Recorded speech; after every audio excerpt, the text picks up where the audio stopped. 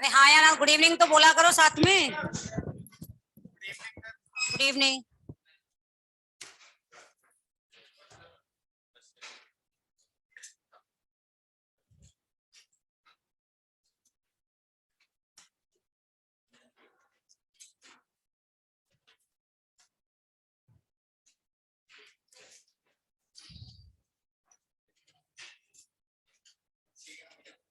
एक मिनट, क्या डिस्कशन के लिए क्या दिया था? ओके।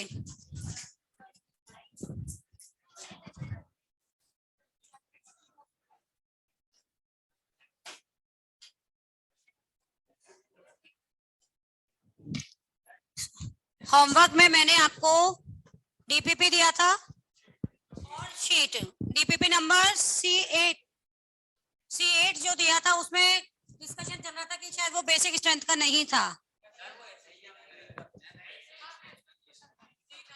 C9 था बेसिक का, तो कोई बात नहीं, अपन को C8 भी करनी थी, C9 भी कर लेते साथ में। अपना कॉमन सेंस लगा के कि बेसिक स्ट्रेंथ वाली C9 कर लेते हैं, C8 कर लेते हैं, तो डिस्कस कर लेंगे। तो उसने मना कर दिया और आपने मान ली बात। चलो, और शीट में मैंने दिया था, कुछ क्वेश्चंस मार्क करवाए थे, तो पहले अपन शीट डिस्कस कर लेते हैं।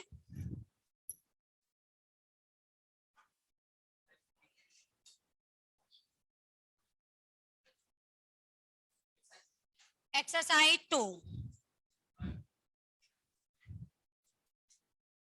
चलो बेटा, सभी शीट निकालो। जिनके पास शीट नहीं है वो मोबाइल में अपना निकालें शीट का ही, लेकिन शीट को ही खोल के रखें।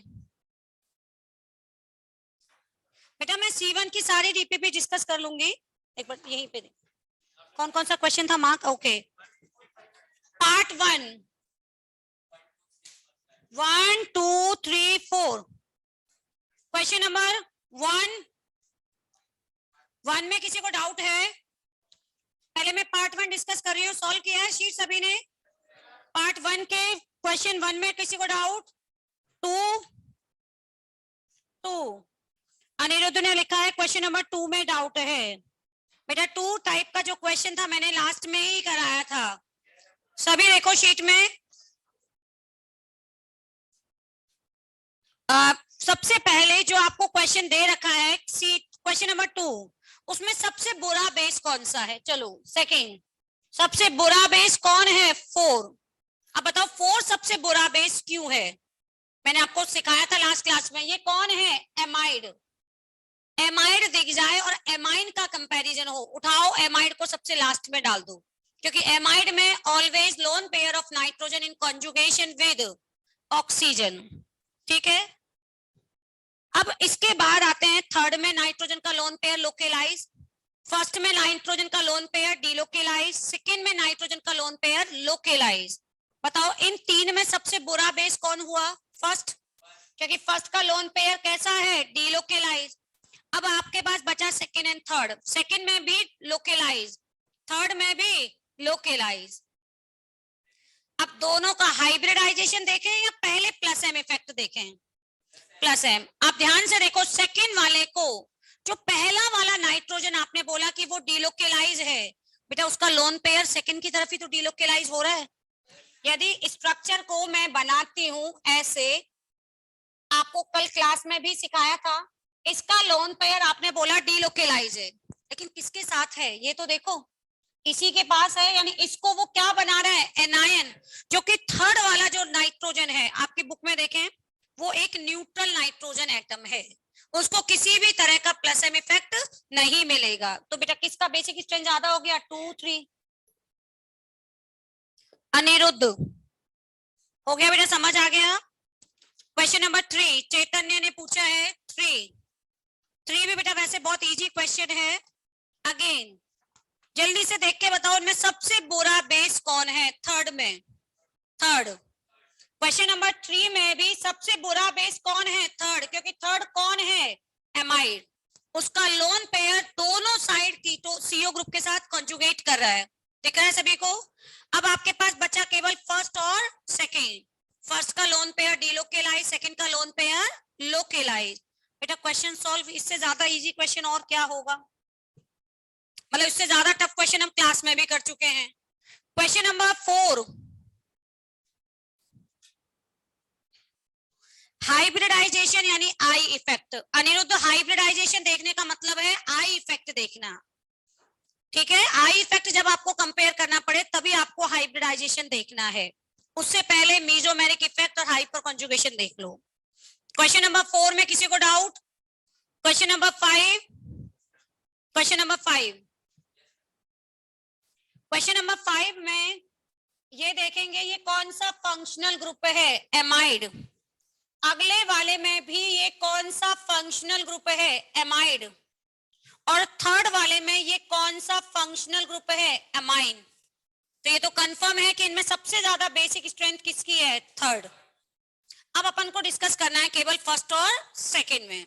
अब देखिए यहाँ पे फर्स्ट में नाइट्रोजन का लोन पेयर इन्होंने इधर बनाया हुआ है, जो इधर भी कॉन्जुगेट करेगा या इस साइड भी, दोनों साइड कॉन्जुगेट करेगा। यानी नाइट्रोजन का lone pair total 4 pi bond के साथ डिलोकेलाइज हो रहा है, या तो इस साइड और 3 पाई बॉन्ड इस रिंग में। इसमें देखिए नाइट्रोजन का लोन पेयर पहली बात केवल एक पाई बॉन्ड के साथ डिलोकेलाइज हो रहा है, और ये जो सीओ ग्रुप है ये बेंजीन के साथ भी डिलोकेलाइज है। जब इसको इलेक्ट्रॉन बेंजीन से मिल रहे होंगे उस टाइम पे ये नाइट्रोजन के लोन पेयर को अपनी ओर विड्रॉ नहीं करेगा। यानी एक तरह से नाइट्रोजन का लोन पेयर के पास कुछ रिलैक्सेशन टाइम है। जब ये सीओ बेंजीन से इलेक्ट्रॉन विड्रॉ करेगा उस फ्रैक्शन ऑफ सेकंड के लिए नाइट्रोजन का ये लोन पेयर क्या रह जाएगा, लोकेलाइज। यहाँ 100% वो डिलोकेलाइज होगा ही होगा। उसके पास ऑप्शन है या तो बेंजीन में चले जाओ या सीओ में जाओ, लेकिन तुम्हें डिलोकेलाइज होना ही है। इसीलिए मैंने बोला नाइट्रोजन का लोन पेयर कितने पाई बॉन्ड के साथ कंजुगेट कर रहा है, 4। यहाँ बेटा कितने पाई बॉन्ड के साथ कंजुगेट कर रहा है, 1। वो भी क्रॉस कंजुगेशन यानी लेस कंजुगेशन, यहाँ पे क्या है, मोर कंजुगेशन। बताओ बेटा किसका बेसिक स्ट्रेंथ ज्यादा हो गया, सेकंड, सेकंड के बाद फर्स्ट। आगे बेटा क्वेश्चन नंबर 5 समझ में।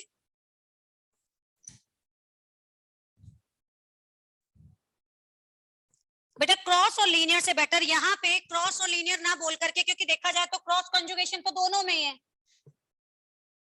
ठीक है। क्रॉस और लीनियर नहीं बोलना है, जिसकी आपको बेसिक स्ट्रेंथ कंपेयर करनी है उस नाइट्रोजन के लोन पेयर का कितना इन्वॉल्वमेंट है कंजुगेशन में, ये अपन को देखना है। क्वेश्चन नंबर 6, क्वेश्चन नंबर 6 हो गया, हो गया सभी से। क्वेश्चन नंबर 6 अर्नब ने पूछा है,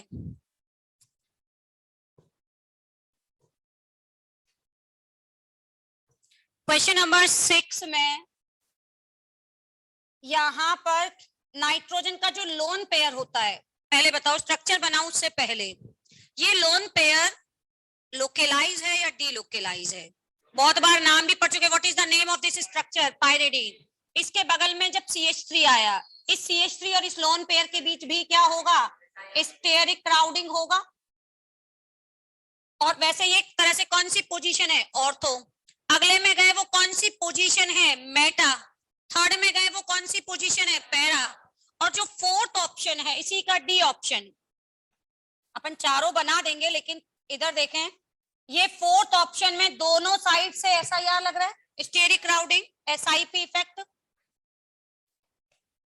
और पैरा वाली पोजीशन पे कौन सा इफेक्ट लग रहा है, +HC। मेटा वाली पर कौन सा इफेक्ट लग रहा है, +I। अपन चारों का ऑर्डर निकालें, बताओ सबसे ज्यादा बेसिक कौन है, पैरा। पैरा के बाद मेटा, जिसमें एक SIP है, एक ऑर्थो। सबसे बुरा कौन है, फोर्थ। अब आप क्वेश्चन नंबर 6 में देख लीजिए क्या पूछा है, weakest base among the following. तो सबसे वीक बेस कौन सा हो गया, fourth, because of 2 SIP effect, because of 2 side steric crowding. Clear. SIP aniline में लगता है, एनिलीन में कहाँ लगता है, NH2 के लोन पेयर पे ही तो लगता है। तो यहाँ पे भी ये लोकेलाइज लोन पेयर है, इसको भी तो स्टेरिक क्राउडिंग लगेगी।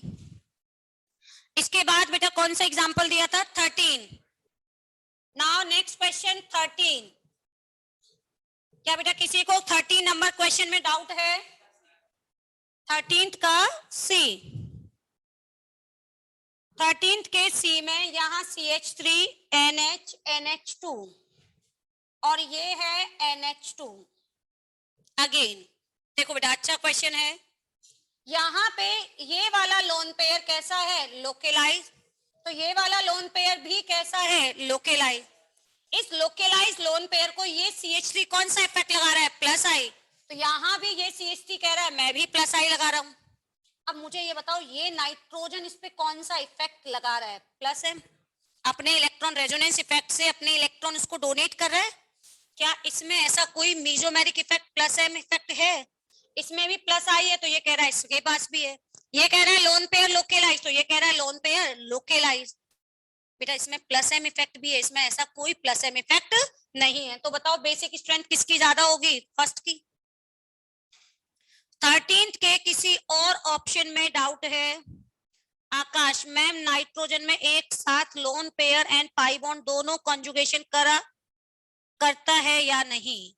बेटा नाइट्रोजन के पास पाई बॉन्ड भी है और लोन पेयर भी है, तो केवल और केवल इसका पाई बॉन्ड डिलोकेलाइज होगा, लोन पेयर लोकेलाइज होगा। ये नोट्स में लिखा भी चुके हैं, वहां पे जाके देखोगे, क्योंकि डिलोकेलाइजेशन या रेजोनेंस इफेक्ट किन में होता है? पैरेलल अनहाइब्रिड p या d ऑर्बिटल में। तो आप खुद सोचो, किसी एक एलिमेंट के एट ए टाइम दो ऑर्बिटल पैरेलल हो सकते हैं क्या? नहीं।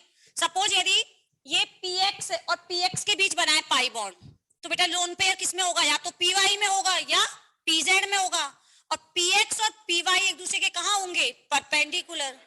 तो इसीलिए एक एलिमेंट के पास पाई बॉन्ड भी है, लोन पेयर भी है, पाई बॉन्ड भी है, प्लस भी है, पाई बॉन्ड भी है, माइनस भी है। तो बेटा उसका कंजुगेशन से पाई बॉन्ड के साथ होगा, क्योंकि पाई बॉन्ड में एक साथ कितने ऑर्बिटल मिल जाएंगे? दो। लोन पेयर को लोगे, प्लस को लोगे, तो कितना ऑर्बिटल मिलेगा? एक। और जितना ज्यादा ऑर्बिटल में डिलोकेलाइजेशन होगा, उसकी स्टेबिलिटी उतनी ही ज्यादा होगी। क्लियर है पॉइंट? ओके, 13 के बाद कौन सा क्वेश्चन दिया था? श्रेया 8 ए में भी बेटा सेम कंसेप्ट ए में भी लगेगा। एनिलीन की बेसिक स्ट्रेंथ इस वाले से कम होगी, उसमें एक ही लोन पेयर है, वो भी डिलोकेलाइज हो रहा है। ठीक है श्रेया। नेक्स्ट पार्ट 2 में आ जाते हैं। पार्ट 2 में क्वेश्चन नंबर सेकंड, हाँ सेकंड एंड थर्ड, पार्ट 2 का क्वेश्चन नंबर 2 में किसी को डाउट है? उसमें भी S1 S2 S3 S4 S5 किसी में भी एक सेकंड का S5 ये तो मैंने क्लास में कराया था और समझाया भी था, वाल्डन इन्वर्जन। अब आता है केवल एक एग्जांपल, इथाइल एमाइन। बेटा बहुत ही इजी सा है।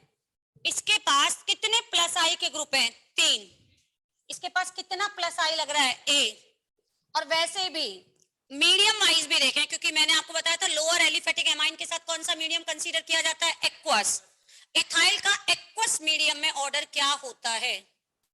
इथाइल के साथ लास्ट क्लास में ऑर्डर लिखाया था, इथाइल हो चाहे ब्यूटाइल हो चाहे प्रोपाइल हो पेंटाइल हो, 2 1 3 या 2 3 1 2 3 1। केवल मिथाइल के लिए ऑर्डर क्या होता है? 2 1 3। तो बेटा ये कौन से डिग्री का है? 3 डिग्री। ये कौन से डिग्री का है? 1 डिग्री। बोलो ऑर्डर। क्या ये ऑर्डर में ही लिखे हुए हैं? सही है क्या? S5 बेटा समझ आ गया? आदित्य जैन ने S3 भी पूछा है। ओके S3 में फर्स्ट वाले में जल्दी से बताओ। S3 एक बच्चे ने पूछा इसलिए बता देती हूँ। S3 के फर्स्ट में SIR या SIP? SIP। सेकंड में 1 SIP। फर्स्ट वाले में 2 SIP, सेकंड में 1 SIP, और जो थर्ड है उसमें SIP या SIR? SIR। और SIR की वजह से वो जो लोन पेयर जो हमें डिलोकेलाइज लगता है, क्या वो रियलिटी में डिलोकेलाइज होता है? वो कैसा रहता है? लोकेलाइज। तो जो ऑर्डर दिया हुआ है इन S3 वो गलत है। रियल ऑर्डर क्या होना चाहिए? SIR, यानी ऑर्डर जस्ट रिवर्स होना चाहिए, 3 2 1। बड़ा शोर करते हैं इस बैच में। A12 की क्लास अभी चली रही थी, उस बच्चे खड़े हो जाओ बेटा, उसको पता है जिससे मैं बोल रही हूँ, उस क्लास से यहाँ आ गए, क्यों भाई, पढ़ना नहीं है? मैं अच्छी लगती हूँ? मतलब मेट पे फ्लर्ट करने से कुछ ना होगा, है ना, कैरियर ही बर्बाद होगा। एक काम करना बेटा, 10-20 रुपए की मिर्ची ले जाना, लाल मिर्ची, ऐसे आंखों में डाल लेना, और खुद नहीं डाल सकते तो घर ले जाके पेरेंट्स को दे देना। मतलब लिटरली क्लास में से, मतलब मैं ये आपके बैच के लिए नहीं कह रही हूँ, ऐसे बहुत बच्चे कर रहे हैं। सुबह भी एक बैच था आज, उसमें कुछ बच्चे, मतलब क्लास की स्ट्रेंथ अच्छी खासी है, कुछ बच्चों से वो क्लास में नहीं आ रहे रेगुलरली, तो ऐसे ही मैंने पूछा एक दो बच्चों से कि मैम है कोटा में ही, घर नहीं गए हैं लेकिन रूम पे पढ़ रहे हैं। तो एक दो बच्चों का मेरे पास नंबर था, मैंने कॉल किया, बोलते मैम जैसे केमिकल बॉन्डिंग है ना वो अभी समझ नहीं आ रही है, अब हम सोच रहे हैं हम जीओसी से ज्वाइन करेंगे। केमिकल बॉन्डिंग अब छूट गई है तो आधे से समझ आनी नहीं है। मैंने कि आप घर पे बैठ के क्या कर रहे हो, खुद से पढ़ने की कोशिश कर रहे हैं, यूट्यूब पे वीडियो देख रहे हैं। मतलब एक बात बताओ, लिटरली आपको लगता है कि वो यूट्यूब पे वीडियो देखने से पढ़ाई हो जाती? तो इससे मैं ये कहती हूँ, आपको नहीं पढ़ना है तो क्यों रूम का खर्चा कर रहे हो, सब कुछ कर रहे हो, पेरेंट्स के पास चले जाओ। ये तो एक तरह से होता है ना, खुले आंख मिर्ची झोंकना हो गया, अपने पेरेंट्स की आंखों में मिर्ची झोंक रहे हो। सीधा मार्केट से खरीदो, सामने डाल के डालो, बोलते आपने हमें कोटा क्यों भेजा। मतलब बेवकूफ किसको बनाते हो? मतलब इसमें इंस्टीट्यूट का कुछ नहीं जाएगा, टीचर का कुछ नहीं जाएगा, ये फैक्ट है ये। आप अपने ही लाइफ को बर्बाद करते हो, किसी की लाइफ बर्बाद नहीं होती है। हंसी मजाक होना चाहिए, हम ये नहीं कह रहे, क्योंकि ये लाइफ आपकी दोबारा नहीं मिली। मस्ती के टाइम पे मस्ती करो, मैं ये कहती हूँ बच्चे को नींद आ रही है उस टाइम पे लिटरली किताब कॉपी बंद करो, सो जाओ, चाहे किसी भी टाइम पे नींद आ रही, क्लास में भी आ रही है, पीछे की बेंच पे लेट जाओ। एक बार में एक काम करो, पढ़ाई जब करने बैठो तो आपका फोन स्विच ऑफ, एक बार पेरेंट्स को इन्फॉर्म कर दिया बस अब मैं पढ़ने बैठ रहा हूँ, बंद। 1 घंटे ही पढ़ो, लेकिन जब 1 घंटे बाद आप उठो, आपको पता होना चाहिए कि अभी 1 घंटे पहले आप किस सब्जेक्ट को पढ़ रहे थे, क्या पढ़ रहे थे। कई बच्चे 3-3 घंटे पढ़ते हैं, 3 घंटे पढ़ते हैं मैडम, 12 घंटे पढ़ते पढ़ कुछ समझ में नहीं आता। मैं कहती हूँ 1 घंटे पहले तू पढ़ क्या रहा था ये बता दे मुझे, मैं मान जाऊंगी 3 घंटे तक तो क्या पढ़ रहा होगा। नींदों में सपनों में कहीं और होते हो, फिजिकली बुक आपके सामने होती है, मतलब फिजिकली प्रेजेंट होते हो टेबल पे, मेंटली आपका दिल दिमाग घूम रहा होता है कहीं हॉस्टलों के आसपास, मन में लड्डू है मत फोड़ा करो। बेटा एक चीज याद रखो, बाद में पछताओगे, आईआईटी कैंपस में इससे ज्यादा सुंदर मिलेंगे, ये ध्यान रखना। फिर सोचोगे कोटा में पटाके गलती कर दी, फिर ना इधर के रहोगे ना उधर के रहोगे, लड़की छोड़ेगी नहीं आपको, ये भी ध्यान रख लेना। और लड़कियों को भी बता रही हूँ, उधर और अच्छे मिलेंगे। लड़कियां क्यों नहीं मिलेंगी, आजकल आईआईटी कैंपस में बहुत लड़कियां पहुंचती हैं, बढ़िया।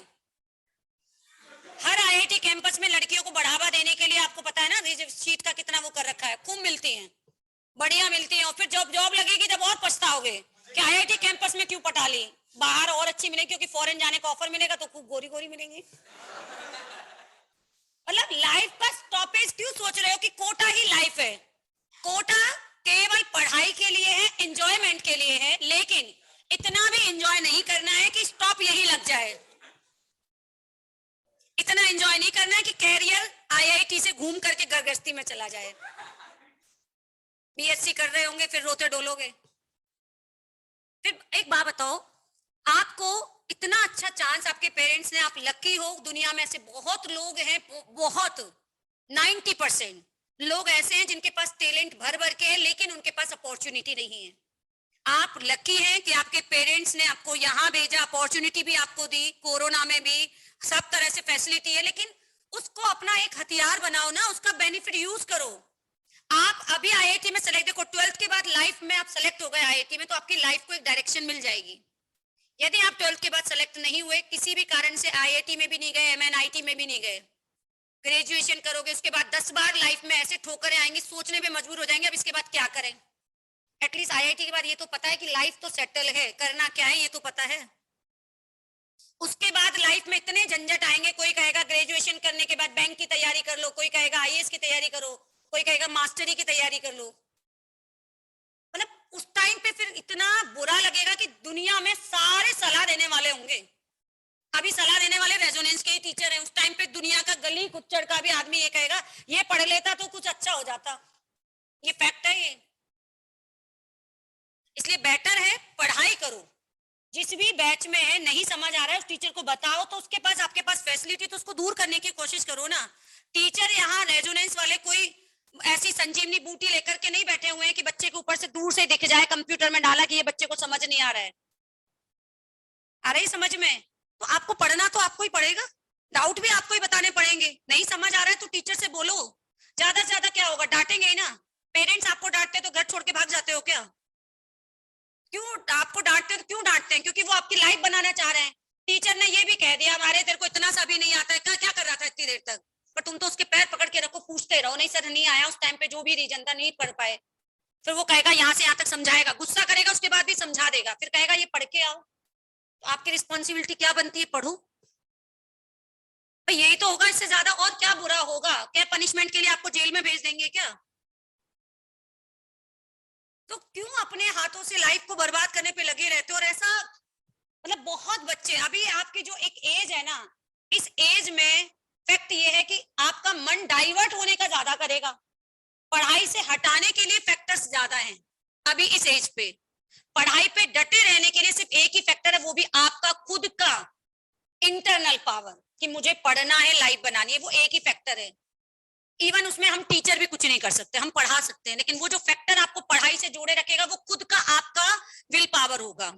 और बाहर इतने फैक्टर हैं, इतनी नेगेटिव एनर्जी है कि वो आपको खींच रही है, वो पूरे खींच रही है आपको, इलेक्ट्रॉन को बाहर निकालने की कोशिश कर रही है कि आ जाओ बाहर, दुनिया में बहुत मस्ती है, बहुत एंजॉय। और कोटा जैसी लाइफ तो कहीं मिलनी नहीं। आजकल तो कोटा फैक्ट्री और मूवी देख देख के और बच्चे बिगड़ गए। देखिए, नहीं देखनी चाहिए थी, अभी बाद में देखनी चाहिए थी, आने से पहले देख ली। तो बेटा पढ़ाई पे फोकस रहो, ये चीज अभी नहीं, जब आपके या तो अच्छा या बुरा जो भी होगा उसके बाद जरूर याद आएगी ये चीजें। आपको उस पढ़ाई की लाइन पे रोकने रखने के लिए एक फैक्टर है, बाहर ले जाने के लिए 100 फैक्टर है, ये ध्यान रखना। बाहर ले जाने के लिए सिटी मॉल, बाहर के लोग, सब बहुत फैक्टर हैं। पढ़ाई की लाइन पे रोके रखने का एक ही फैक्टर है, वो खुद की आपकी विल पावर। बस ये याद रखना, कभी आप डाइवर्ट होने लगो ये चीजें 10 बार सोच लेना। चलो अब आ जाते हैं क्वेश्चन में। और कौन सा क्वेश्चन था?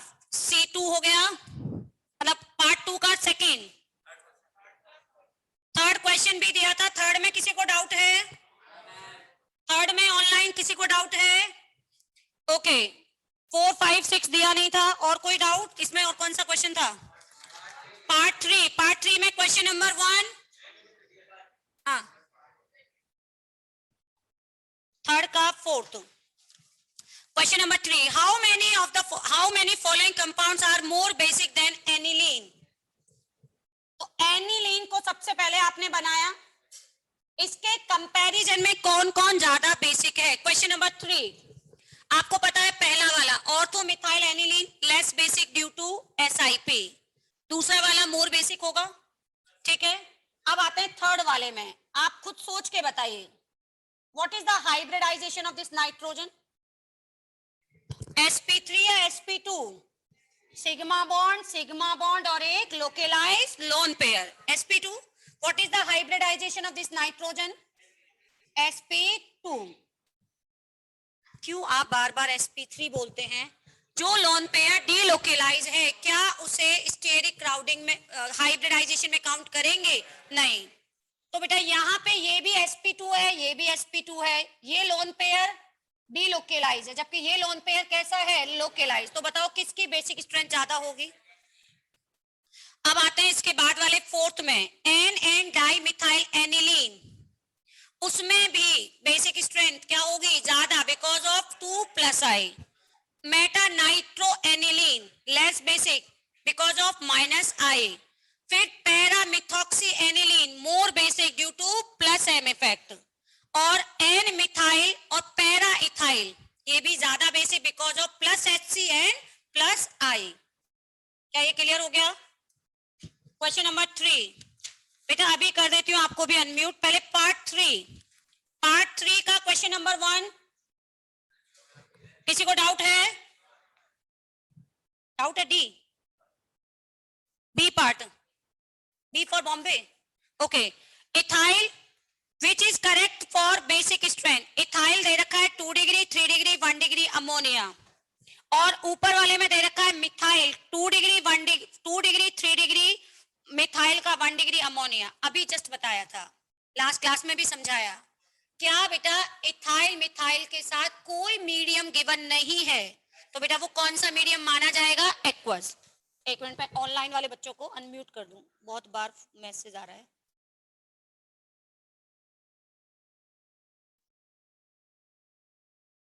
ओके आप अनम्यूटेड हैं अभी। तो बेटा इसमें अब आप मुझे बताओ, इथाइल के साथ एक्वस मीडियम में ऑर्डर क्या लिखाया था? 2 3 1। तो इसका मतलब बी वाला करेक्ट है, तो कौन सा गलत हुआ? फर्स्ट वाला, क्योंकि इथाइल के लिए 2 3 1 होगा, लेकिन मिथाइल के लिए ऑर्डर 2 1 3। ठीक है, इसका सी, सी हो गया सभी से। डी, फर्स्ट वाले का लोन पेयर लोकेलाइज, सेकंड का लोकेलाइज, थर्ड का डी लोकेलाइज। अब फर्स्ट और सेकंड में कैसे कंपेयर किया? फर्स्ट में remaining every carbon is sp3 and all sp3 carbon always apply plus I effect. जबकि बेटा सेकंड में आप देखोगे तो यहां पर ये डबल बॉन्ड है और sp2 कार्बन है, तो sp2 कार्बन बेटा कौन सा इफेक्ट लगाएगा? माइनस आई। फर्स्ट का फोर्थ भी हो गया। Okay question number 2। Okay question number 2 में पहले मैं बता देती हूँ, ठीक है सारे। अपन ऑप्शन पढ़ने से पहले खुद से चेक करते हैं। फर्स्ट स्ट्रक्चर पायरिमिडीन में 2 नाइट्रोजन हैं, जल्दी से बताओ, चेक करो दोनों नाइट्रोजन का लोन पेयर लोकेलाइज या delocalise? Both nitrogen have localise lone pair. Second structure में गए इमिडाजोल, उसमें आप देखोगे तो फर्स्ट नाइट्रोजन नंबर दे रखा है, उसका लोन पेयर कैसा है? डीलोकेलाइज। और थर्ड नाइट्रोजन का लोन पेयर लोकेलाइज। अच्छा, फर्स्ट नाइट्रोजन का लोन पेयर उस थर्ड नाइट्रोजन को क्या कर रहा है? सपोर्ट कर रहा है, यानी उसी को इलेक्ट्रॉन डोनेट कर रहा है, उसको एनायन बना देगा। आते हैं प्यूरिन। प्यूरिन में टोटल 4 नाइट्रोजन हैं। First nitrogen, third nitrogen localise, दिख रहा है क्या सभी को? स्ट्रक्चर मैं नहीं बना रही हूं। फर्स्ट का और थर्ड का लोन पेयर लोकेलाइज, उसी में सेवेंथ और नाइन्थ में सेवेंथ लोकेलाइज, लेकिन नाइन्थ वाला डी लोकेलाइज। ठीक है, अब एक काम करके बताओ, ऑप्शन पढ़ने से पहले इन तीनों में सबसे ज्यादा बेसिक कौन है?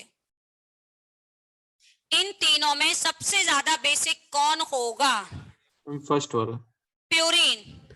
प्यूरिन क्यों? क्योंकि प्यूरिन में 3 नाइट्रोजन है जिनके पास लोन पेयर कैसा है? लोकेलाइज।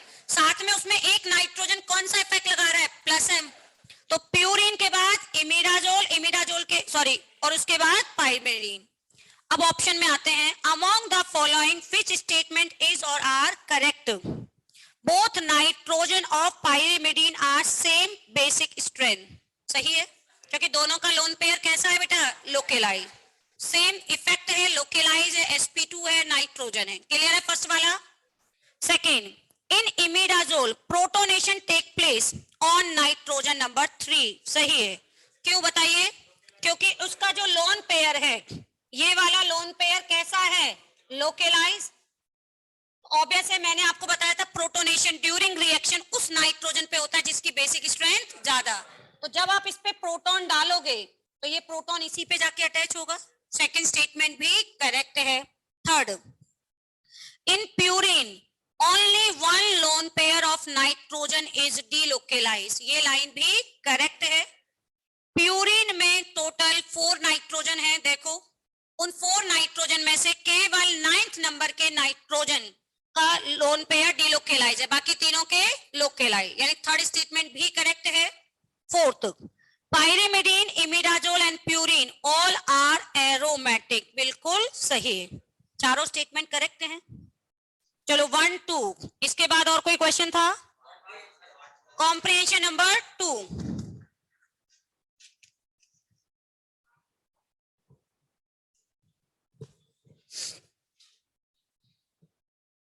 चलो बेटा, सेकंड कॉम्प्रिहेंशन में वही बेसिक स्ट्रेंथ के रिगार्डिंग दिया हुआ है, आपने पढ़ लिया होगा, मैं सीधा क्वेश्चन करा रही हूँ। कॉम्प्रिहेंशन नंबर में क्वेश्चन नंबर 4 में किसी को डाउट है? 4 में, 4 का D, para bromo aniline, para bromo aniline, para nitro aniline, और पैरा एमिनो बेंजिल्डिहाइड, पैरा एमिनो बेंजिल्डिहाइड, ऐसे लिख दिया बेटा मैंने इसको। बताओ बेटा बी आर कौन सा इफेक्ट लगा रहा है, minus I, NO2 minus M minus M. इन दोनों में किसका माइनस एम स्ट्रॉन्ग होता है, NO2। क्योंकि देखो जितने ज्यादा इलेक्ट्रोनेगेटिव एटम होंगे वो उतना ज्यादा पावर से इलेक्ट्रॉन विड्रॉ करेगा। सबसे स्ट्रॉन्गेस्ट माइनस एम इफेक्ट किसका होता है, NO2। ऑर्डर क्या होना चाहिए था, पहले ब्रोमीन, फिर एल्डिहाइड, फिर कौन होना चाहिए था, नाइट्रो। लेकिन उसने ऑर्डर ये दे रखा है, तो ये ऑर्डर क्या है, गलत। क्योंकि इसका माइनस एम स्ट्रॉन्ग है, जितना minus I minus am strong होगा उतना पावरफुली वो इलेक्ट्रॉन विड्रॉ करके बेसिक स्ट्रेंथ को कम कर देगा, इलेक्ट्रॉन डेंसिटी कम हो जाएगी। तो इसलिए ये ऑर्डर गलत है। और किसी को डाउट, कोई question number 4। Question number 5, pKb order, NH2OH, NH2, NH2, NH2H, H2O। ये तो कंफर्म है कि इसमें डोनर एटम कौन है, नाइट्रोजन। इसमें डोनर एटम नाइट्रोजन, इसमें डोनर एटम, इसका डोनर एटम ऑक्सीजन। तो इन सब में सबसे बुरा बेस कौन है, पहले मैं केबी ऑर्डर लिख रही हूँ, वाटर, ठीक है। क्योंकि याद करो first step identify electron donor atom. अब इसके बाद देखिए इन सब में NH2 तो सेम है, ये जो पड़ोस का ग्रुप है ये डिफरेंट है। तो बताइए ये एडजेसेंट ग्रुप कौन सा इफेक्ट लगा रहा है, माइनस आई।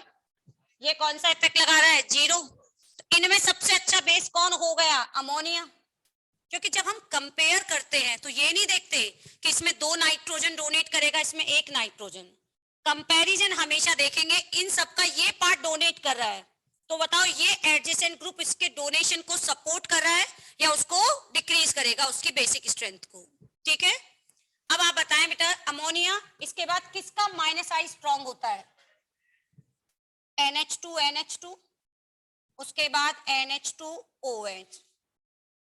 ये बेटा मैंने आपको लिखा है केबी, लेकिन क्वेश्चन में पूछा क्या है, उल्टा कर दो, हो जाएगा सभी से। क्वेश्चन नंबर 6, बेटा 5 मैंने बता दिया है, अनिरुद्ध।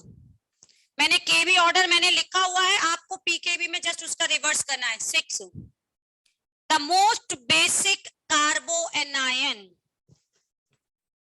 मोस्ट बेसिक कार्बोएनायन यानी वो सबसे स्ट्रॉन्ग बेस होना चाहिए, यानी मोस्ट रिएक्टिव होना चाहिए। अच्छा, रिएक्टिव होने के लिए स्टेबिलिटी के साथ क्या रिलेशन होना चाहिए, डायरेक्टली प्रोपोर्शनल या लेस स्टेबल। क्योंकि बेसिक है, बेसिक का मतलब वो इलेक्ट्रॉन डोनेट करेगा, डोनेट करने के लिए उसकी स्टेबिलिटी क्या होनी चाहिए, कम, रिएक्टिविटी क्या होनी चाहिए, ज्यादा। पहले वाले में कार्बन पे नेगेटिव चार्ज है बट एरोमेटिक होने की वजह से स्टेबल। दूसरे में ट्रिपल बॉन्डेड कार्बन की EN बहुत ज्यादा होती है। थर्ड में बेंजीन के बाहर है। और फोर्थ में, अब थर्ड में और फोर्थ में कौन सा नेगेटिव चार्ज लोकेलाइज है, फोर्थ, थर्ड वाला डीलोकेलाइज। अब आते हैं अपन को बी में और डी में। बी में ट्रिपली बॉन्डेड कार्बन है, डी में डबली बॉन्डेड कार्बन है। बेटा किसकी EN कम होती है, डबली बॉन्डेड, तो ज्यादा बेसिक स्ट्रेंथ किसकी ज्यादा हो गई, डी। चलो ऑर्डर में लिख के बताओ सभी को, 6 को ऑर्डर में लिख लीजिए। सबसे अच्छा बेस कौन है, डी, डी के बाद सी, सी के बाद बी, ए। 6 क्वेश्चन में बस यहीं तक था।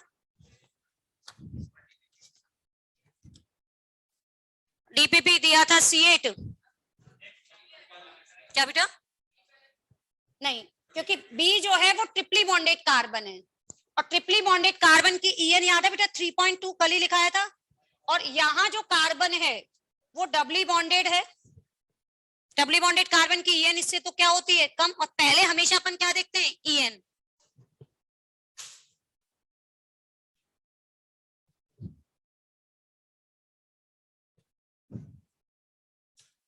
अब अपन पहले पढ़ लें या डीपीपी पे डिस्कस करें, पढ़ लें पहले, चलो पढ़ा देती हूँ पहले, उसके बाद डीपीपी डिस्कस कर लेंगे। बेसिक स्ट्रेंथ अच्छे से समझ आ गया, रिवाइज किया सभी ने, घर पे पढ़ा। टेस्ट का सिलेबस प्लानिंग वाइज तो भाई अपना ये पूरा हो जाना चाहिए था और स्टेडियो स्टार्ट हो जाने चाहिए, लेकिन टेस्ट सिलेबस मैंने मैसेज कर दिया ऊपर, जो आपके पास लिखा आया है वो केवल जीओसी तक ही आएगा, मतलब जीओसी 2 कंप्लीट, क्योंकि 6 तारीख तक तो नेक्स्ट वीक है, नेक्स्ट वीक में मैं आ ही जाऊंगी, तब तक आपकी 3 क्लासेस में हो जाएगा। जीओसी 2 तक आएगा, स्टीरियो नहीं आएगा।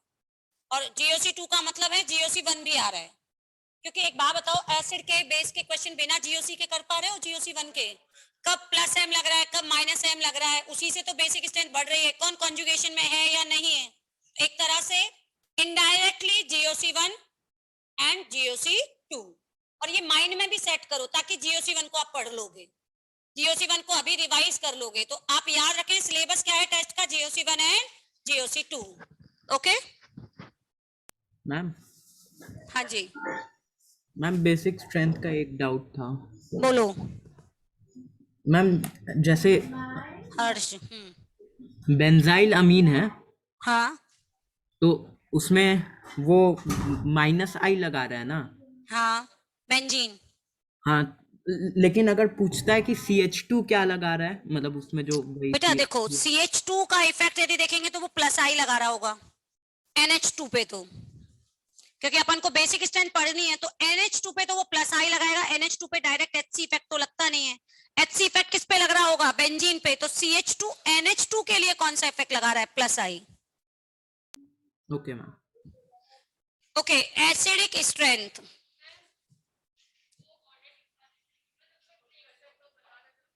हाँ अभी एसिडिक स्ट्रेंथ पे बताऊंगी, पूरा प्लस एम प्लस आई के जो ग्रुप हैं अभी क्वेश्चंस कराऊंगी आपको।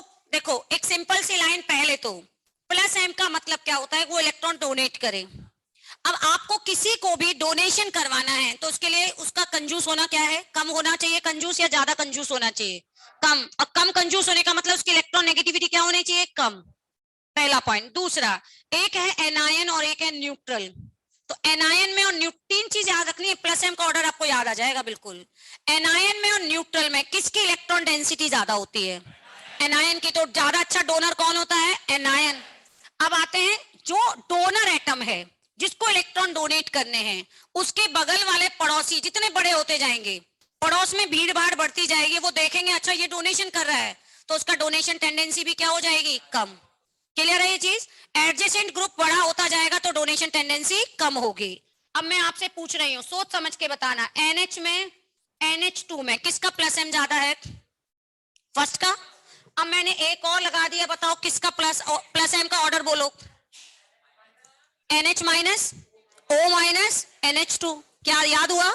अब इसी में मैं मान लीजिए एक और जोड़ रही हूं, और इसी में एक ग्रुप और जोड़ दिया, और फिर एक ग्रुप जोड़ दिया OCH3।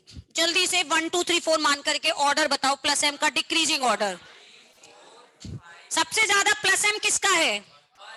1 का। फिर 3 का। कैसे डिसाइड किया 1 और 3 का? पहले क्या देखना है? Anion are good donor then neutral. पहला चीज सिंपल सी लाइन याद रखो, anion are good donor then neutral, पहला पॉइंट। दूसरा, सपोज सारे न्यूट्रल हैं, तो वो जो डोनेट कर रहा है वो अच्छा क्या होना चाहिए? डोनर होना चाहिए, यानी कम कंजूस होना चाहिए। और कंजूस यानी हम किसको बोलते हैं? Electron negativity. और मान लीजिए वो डोनर एटम सेम है, लेकिन पड़ोस के ग्रुप बड़े बड़े हैं, जितना पड़ोसी बड़ा होता जाएगा डोनेशन टेंडेंसी उतनी कम, क्योंकि वो उस लोन पेयर को क्या लगाएगा? Steric crowding. उस स्टेरिक क्राउडिंग से जो लोन पेयर एक फिक्स पोजीशन पे होना चाहिए, जितना साइड का ग्रुप बल्कि होता जाएगा वो उसमें वाइब्रेशन होंगे स्टेरिक क्राउडिंग की वजह से, और वो ऑसिलेट करेगा, ऑसिलेशन की वजह से उसकी डोनेशन टेंडेंसी क्या हो जाती है? कम। अब आप मुझे बताओ इसका ऑर्डर पूरे का। NH माइनस, पहले प्लस है मैं बता रही हूँ, O minus NH2 NHCH3 NHCH2CH3, और ये कौन हो गया? OCH3। समझ आया? अच्छा बताना जल्दी से, OH OCOCH3 NHCOCH3 और NCH3CH3, इसका प्लस एम का ऑर्डर बताओ आराम से, बिल्कुल जो सिंपल कंसेप्ट अभी समझाया उसके बेसिस पे याद करो, पूरा ऑर्डर आपको याद हो जाएगा। और हमें एग्जाम में ऐसे ही कंपेयर करना होता है। इसमें सबसे ज्यादा प्लस एम इफेक्ट किसका होगा? इसमें डोनर एटम सारे न्यूट्रल हैं, सारे न्यूट्रल हैं, इसका प्लस एम, इसका डोनर कौन है? इसका डोनर कौन है? इसका डोनर कौन है? इसका डोनर कौन है? ये तो कंफर्म है, दो में डोनर ऑक्सीजन है, दो में डोनर नाइट्रोजन है। क्लियर? अब आप देखें, बताओ सबसे ज्यादा अच्छा डोनर एटम कौन है? NCH3। अब NCH3 क्यों है? मैम क्योंकि प्लस जो आई वाले दो CH3 लगे ग्रुप हैं। है वो बहुत ज्यादा बल्कि ग्रुप नहीं होता बेटा, सबसे छोटा एल्काइल ग्रुप तो यही CH3 होगा। और साथ में एक चीज देखो, यहां नाइट्रोजन के बगल में मैंने जब CO लगाया, पड़ोसी कैसा, मैंने क्या कहा, पड़ोसियों का बहुत रोल है। पड़ोसी जितना बड़ा होगा प्लस एम इफेक्ट उतना कम हो जाएगा। दूसरा, पड़ोसी खुद इलेक्ट्रॉन विड्रॉ करने वाला हुआ, पड़ोसी कहेगा यार कहाँ डोनेट कर रहे हो, मुझे ही दे दो। यदि पड़ोसी मांगने वाला हुआ तो भी तो बताओ डोनेशन टेंडेंसी कम होगी या नहीं होगी? होगी। अब आप सोच के बताओ, ये जो पड़ोसी है और इस पड़ोसी में क्या डिफरेंस है? ये CH3 केवल प्लस आई इफेक्ट लगा रहा है, स्टेरिक क्राउडिंग लगा रहा है, लेकिन मांग नहीं रहा है। ये भीड़ भाड़ भी लगा रहा है, स्टेरिक क्राउडिंग भी कर रहा है, और साथ में मांग भी रहा है। कैसे मांग रहा है? इसका पड़ोसी भीड़ भाड़ भी लगा रहा है, साथ में मांग भी रहा है। मांग रहा है या नहीं मांग रहा? इसका बेचारे का पड़ोसी मांग ही नहीं रहा। समझ आया? तो सबसे ज्यादा प्लस एम इफेक्ट तो किसका हो गया? नाइट्रोजन। क्यों? क्योंकि नाइट्रोजन बेचारा बहुत कम कंजूस है, इलेक्ट्रॉन आसानी से दे देगा। क्लियर? अब उसके बाद बताओ इसमें ऑर्डर क्या आएगा? OH। पक्का श्योर याद हो गया? OH, OH के बाद NH। अब इन दोनों के पड़ोसी मांगने वाले हैं, इसका भी पड़ोसी मांगने वाला है, इसका भी पड़ोसी मांगने वाला है। तो बताओ किसका दोगे? इलेक्ट्रॉन नेगेटिविटी बताओ किसका ऑर्डर हो गया? NHCO CH3 NOCO CH3। ऐसे बिल्कुल अच्छे से याद हो जाएगा। अब आप बताइए, NHPH NCH3 NCH3CH3 और एक NH2, इसका प्लस एम का ऑर्डर बताओ। 1 2 3 4 मान लो। सबसे ज्यादा प्लस एम इफेक्ट 1 2 3 4, इनमें सबसे ज्यादा इलेक्ट्रॉन मतलब सबसे अच्छा है प्लस एम इफेक्ट कौन लगाएगा? थर्ड। ये वाला थर्ड 3 to 4 या फोर्थ? फोर्थ भी है ना। फोर्थ के तो बेचारे के पड़ोसी काम के ही नहीं है, वो तो कोई भीड़ भाड़ भी नहीं लगा रहे, ना मांग रहे, ना डिस्टर्ब कर रहे हैं। कौन है? हाइड्रोजन। सबसे अच्छा पड़ोसी होता है हाइड्रोजन। सबसे ज्यादा प्लस एम इफेक्ट किसका है? 4। 4 के बाद 3 या 2, सेकेंड। सेकेंड के बाद थर्ड, थर्ड के बाद आया समझ में प्लस एम? अब आप प्लस एम का ऑर्डर, सबसे ज्यादा प्लस एम इफेक्ट लगाता है CH2 minus. Ma'am CH2 minus. हाँ बोलो, ऑनलाइन वालों मैम के वो भी सुन लो। थर्ड में 2 प्लस आई लगा रहे हैं और सेकंड में 1। थर्ड में 2 प्लस आई लगा रहे हैं और इसमें 1। बेटा यहाँ प्लस आई की कोई वैल्यू नहीं है। मैंने एक बार एक लाइन बोल रही हूँ, पड़ोसियों को की क्या लगती है? Steric crowding. उस स्टेरिक क्राउडिंग से क्या होगा? वो जो लोन पेयर, भाई जितना एडजेसेंट जो ग्रुप है, एडजेसेंट ग्रुप जितने छोटे होंगे वो उस लोन पेयर को स्टेरिक क्राउडिंग नहीं लगाएंगे, तो उसका जो लोन पेयर है उस कॉन्जुगेटेड एटम के साथ एक बार में ही पैरेलल हो जाएगा। यदि एडजेसेंट ग्रुप बल्कि होते गए तो उसकी स्टेरिक क्राउडिंग की वजह से इसकी पोजीशन जो होगी, जो ओरिएंटेशन होगा वो डिस्टर्ब होगा। कभी बेचारा इधर होगा, कभी इधर होगा, कभी ऐसे होगा, इसको बोलते हैं ऑसिलेट करेगा। उस ऑसिलेशन की वजह से उसका जो पैरेललिज्म है विद अनदर पी ऑर्बिटल वो डिस्टर्ब होगा।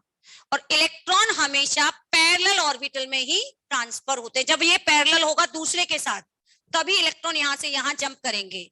मान लीजिए ये ऑर्बिटल थोड़ी देर के लिए ऐसे हो गया और ये ऐसे ही है, तो इलेक्ट्रॉन ट्रांसफर नहीं होंगे तब तक जब तक ये इसके एग्जैक्टली पैरेलल नहीं आए। ठीक है, ऐसे याद रखो। अब आपको यहाँ पे इसमें एक एडजेसेंट ग्रुप है, वो भी इसमें 2 हैं, और इसमें एक ही है लेकिन वो भी बड़ा और साथ में मांगने वाला, तो देने की टेंडेंसी क्या हो जाएगी? कम। प्लस एम का ऑर्डर लिखा है सभी ने, CH2 माइनस, उसके बाद NH माइनस, उसके बाद O माइनस, लिखा था सभी ने ये। उसके बाद याद करो क्या लिखा था? NH2 NHR NR3 NR2। 1 degree amine, 2 degree amine, 3 degree amine, लिखा है ये नोट्स में सभी ने। मैं हमको NH माइनस से शुरुआत की गई थी। OR मैम CH2 माइनस नहीं लिखा था। हाँ मैम। CH2 माइनस नहीं लिखा तो अब लिख लो, यस मैम। कोई बात नहीं, तो अब लिख लो। मैम लेकिन शीट में CH2 माइनस से शुरुआत है। CH2 माइनस को भी प्लस एम यदि अपन कंपेयर करें तो माइनस है, तो हमेशा वो इलेक्ट्रॉन देगा। कार्बन कभी इलेक्ट्रॉन ले तो सकता नहीं है माइनस, ये प्लस एम का है। अभी हमने माइनस एम तो बताया ही नहीं। अब देखो तुम्हें बिल्कुल याद हो जाएगा, NHO माइनस पहले NiN और न्यूट्रल, फिर न्यूट्रल में भी डोनर एटम, फिर डोनर एटम सेम हो तो पड़ोसी। अब बताओ OH OR, अब समझ आया एल्कोहल और ईथर। देखो एल्कोहल और ईथर में एल्कोहल का ज्यादा क्यों होता है, क्योंकि पड़ोसी कौन है, हाइड्रोजन। ईथर में पड़ोसी कौन है, R। अब ईथर में खूब वैरायटी दे दे, अब आपको OCH3 दे दे, OPH दे दे, बताओ किसका प्लस एम ज्यादा होगा। हो गया, समझ में आ गया। जितना एडजेसेंट ग्रुप बल्की होगा और कॉन्जुगेट करेगा अपनी साइड, तो उसका plus M effect donation tendency उतनी कम हो जाएगी। इसके बाद NHCOR, इसके बाद OCOR। अब बताओ ये वही नाइट्रोजन है, लेकिन ये पड़ोसी बुरा क्यों है, एक तो स्टेरिकली क्राउडेड, बल्कि साथ में मांगने वाला, अगेन ये आ गया। उसके बाद पीएच, फिर FClBrI, एक और होता है NO। लेकिन आपने सभी ने पढ़ा होगा, इसके साथ तो कहानी उल्टी है। यहां तक सभी का कौन सा इफेक्ट डोमिनेटिंग होता है, plus M in comparison to their I, whether plus I और whether minus I. But halogen में कौन सा इफेक्ट डोमिनेटिंग होता है, minus I, whether it can show plus M और it can show minus M, इसका डोमिनेटिंग इफेक्ट आई है। इसलिए लिखते हुए प्लस एम में होना थ्योरेटिकली प्लस एम चाहिए, लेकिन एक्सपेरिमेंटली जब मॉलिक्यूल में हम कंपैरिजन करते हैं तो हमेशा उसका मोस्ट डोमिनेटिंग इफेक्ट देखा जाता है, और उनका डोमिनेटिंग इफेक्ट कौन सा है, माइनस आई। इसलिए ये तो लाइन ही अलग हो गई, इनका तो माइनस आई कंपेयर करके देखेंगे जब हम माइनस आई, इन सबका कौन सा देखेंगे, प्लस एम माइनस आई जो भी है, क्योंकि इन सबका क्या है, प्लस आई भी होता है ना। NO nitroso, NO nitroso, notes में लिखा रखा है ना प्लस एम का ऑर्डर।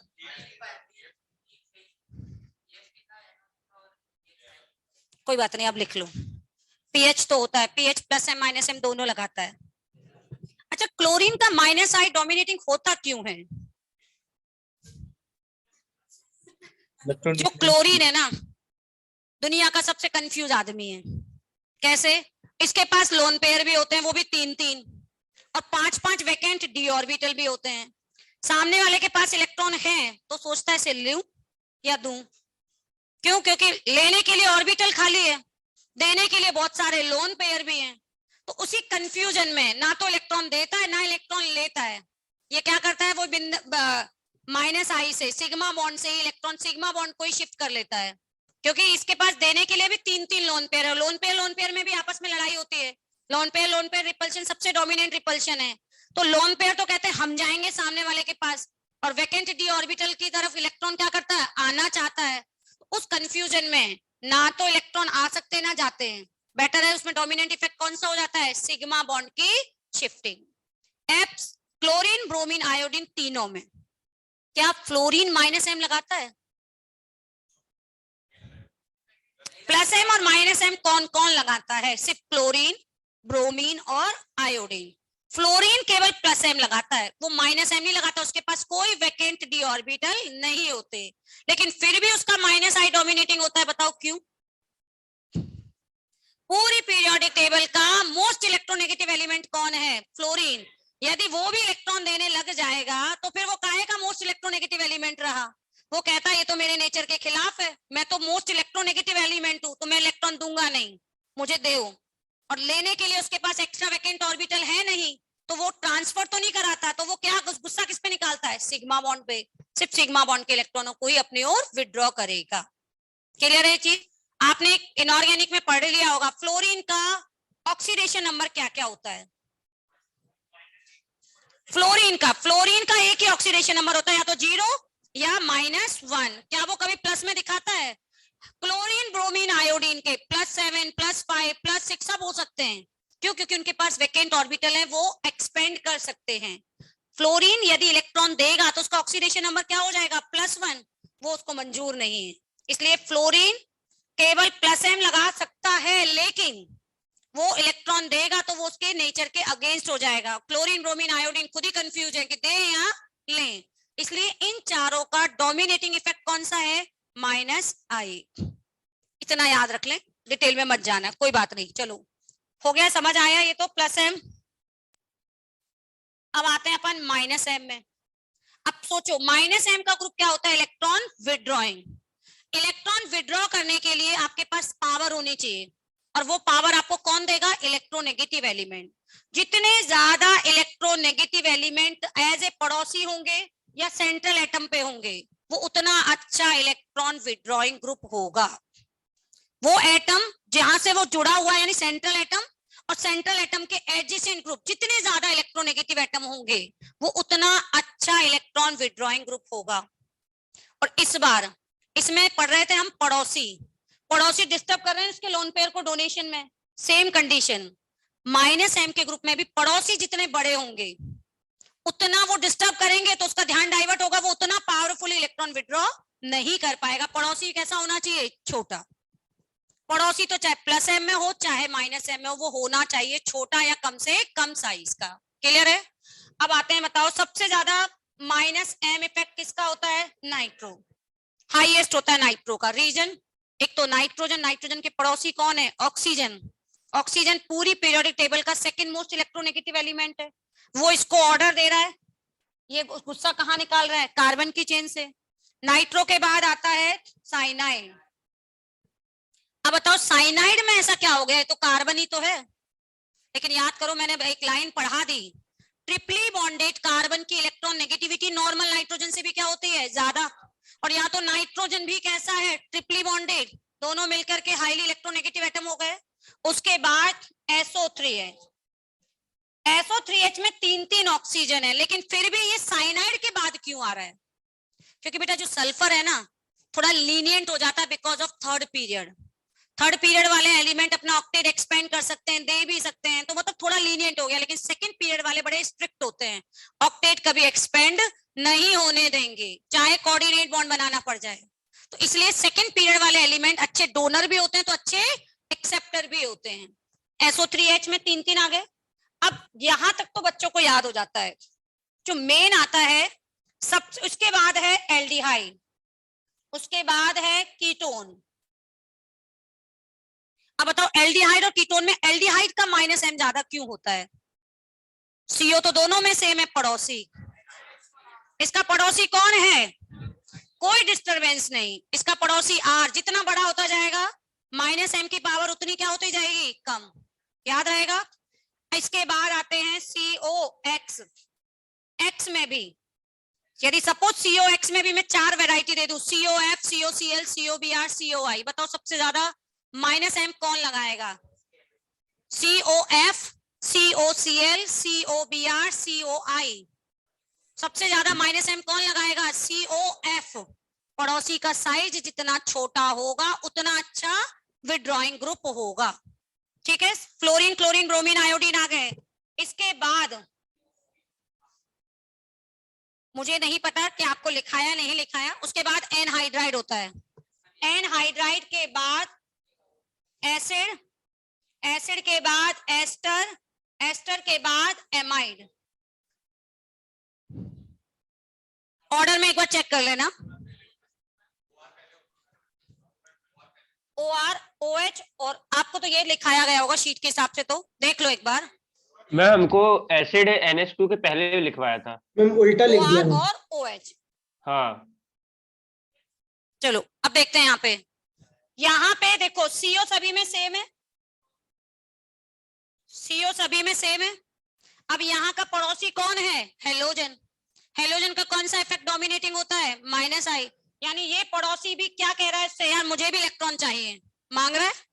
ध्यान से देखना, बिल्कुल अच्छे से याद हो जाएगा। पड़ोसी कह रहा है इलेक्ट्रॉन चाहिए, ये इसको कह रहा है, और ये अपना ऑर्डर कहाँ पास करेगा?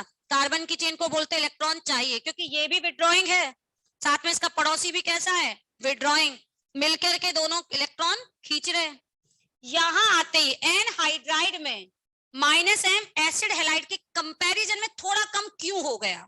थोड़ा सा दिमाग लगाओ, याद हो जाएगा। यहाँ पे जो ऑक्सीजन है ये इसको इलेक्ट्रॉन दे देगा, देगा या नहीं देगा? इसको इलेक्ट्रॉन इस पड़ोसी ने दे दिए तो क्या ये कार्बन की चेन से इलेक्ट्रॉन खींचेगा? यदि पड़ोसी डोनर है, सीओ को इलेक्ट्रॉन डोनेट कर रहा है पड़ोसी, तो फिर वो कार्बन की चेन से विड्रॉ नहीं करेगा। और हमें इलेक्ट्रॉन कहां से विड्रॉ करवाने हैं? कार्बन की चेन से। तो कार्बन की चेन से विड्रॉ कराने के लिए या तो पड़ोसी छोटा हो, या फिर पड़ोसी ऐसा हो जो खुद इलेक्ट्रॉन नहीं देता हो बल्कि खींचने में हेल्प करे। या तो पड़ोसी ऐसा, यार क्यों खींच रहा है उधर से, मैं दे देता हूँ, हेल्प कर रहा है। तो जब ये हेल्प कर देगा तो बेटा कार्बन की चेन से इलेक्ट्रॉन कैसे लेगा? आया समझ में? इसलिए एनहाइड्राइड। लेकिन फिर भी एनहाइड्राइड में इसका आधा दिमाग किधर है, आधा दिमाग किधर जा रहा है? बोलते इधर दूं या इधर दूं? इसलिए इसकी जो डोनेशन टेंडेंसी है एस्टर ईथर के कंपैरिजन में क्या है? थोड़ी सी कम। और जितना डोनेशन टेंडेंसी कम होगी तो फिर वो इलेक्ट्रॉन कहां से खींचेगा? कार्बन की चेन से। क्या ये चीज याद हुई? OR और NH2, पहले ये देखो OR और NH2। OR में और NH2 में अच्छा डोनर कौन है? अच्छा डोनर कौन है? जितना पड़ोसी डोनर अच्छा होगा फिर वो CO को इलेक्ट्रॉन कहां से कम विड्रॉ करने देगा? कार्बन की चेन से। और -M का मतलब क्या होता है? जो कार्बन की चेन से इलेक्ट्रॉन विड्रॉ करें। क्लियर आ रहा है समझ में? तो इसलिए OR और NH2 में ये सबसे बेकार हो गया। अब इन दोनों में कंपेयर करो, बताओ OH में और OR में किसका प्लस M इफेक्ट ज्यादा होता है? कौन अच्छा डोनर है? OH अच्छा डोनर है या OR अच्छा डोनर है? जितना अच्छा डोनर होगा वो उतना बेकार विड्रॉइंग हो जाएगा, क्योंकि ये सोचेगा मुझे इलेक्ट्रॉन यहीं से मिल गए, क्यों मैं कार्बन की चेन से विड्रॉ करूं। तो पड़ोस का ग्रुप जितना अच्छा डोनर होगा वो CO ग्रुप कार्बन की चेन से इलेक्ट्रॉन कम विड्रॉ करेगा। देखो प्लस M का उल्टा हो गया। OR का प्लस M सबसे कम है, OH का, फिर NH2। हुआ? याद हुआ? पक्का? पूछ लूं अब किसी से भी, आके बोर्ड पे लिख दोगे? चलो ट्राई यही करते हैं, हम आपको आज यही याद कराते हैं। मतलब मेरा एसिडिक स्ट्रेंथ टॉपिक मत होने दो, है ना? क्या? हाँ 2 मिनट में पूछेंगे, बस 2 स्टूडेंट से पूछेंगे, एक को प्लस M आके लिखना है, एक को -M। बाकी सभी बच्चे बिना चीटिंग करे, सबको कसम है आपकी मम्मियों की, अपने अपने नोटबुक में पीछे ब्लैंक पेज पे ऑर्डर लिखो। और 2 बच्चे, एक गर्ल्स एक बॉयज। चलो कौन सी गर्ल्स आना चाहती है वॉलेंटियरी खुद ही प्लस M का ऑर्डर लिखने के लिए? नहीं, किसी एक को तो आना पड़ेगा गर्ल्स में से। प्लस M लिखने के लिए कौन आना चाहता है यहाँ बोर्ड पे? भाई कोई तो हाँ करो। पहले मैं गर्ल्स को मोटिवेट कर रही हूँ और गर्ल्स आ ही नहीं रही हैं। गर्ल्स में से प्लस M का ऑर्डर लिखने आना है। प्लस M का तो इजी दिया है, प्लस M -M भी चूज कर लो।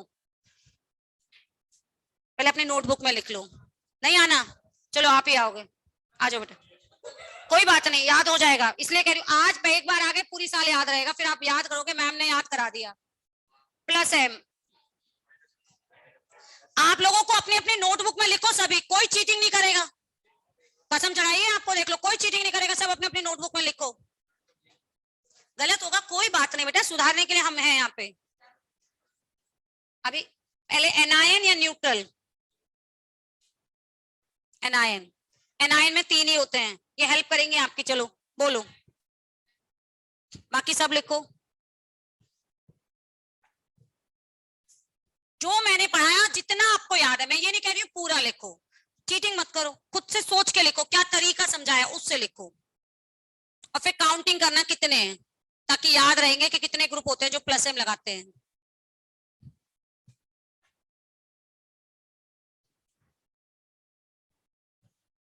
CH2 माइनस, NH माइनस, चलो कोई बात नहीं।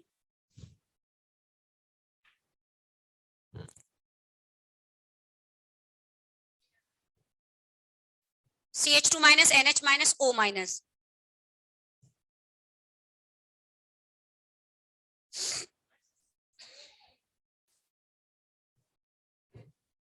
CH2 minus, NH minus, O minus. Plus M की पहचान होती है उसके पास या तो नेगेटिव चार्ज हो या उसके पास लोन पेयर हो। जो डोनर एटम होता है ना उसके पास लोन पेयर हो या माइनस चार्ज हो। और -M की पहचान होती है उसके पास CO हो या NO हो।